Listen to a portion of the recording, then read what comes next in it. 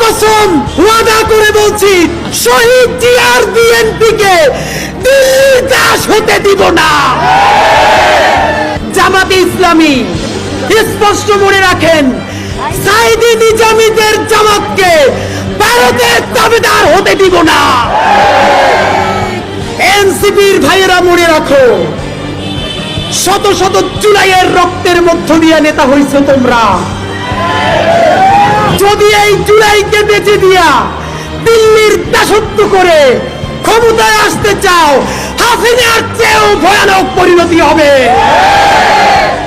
আল্লাহর কসম ওয়াদা করে বলছি, আপনার যেই সন্তান কবরে গেছে, তাদের আরো যদি 100 ভাই মাটির উপরে থাকে, সেই 100 সন্তান ইনকিলাবের কর্মীরা।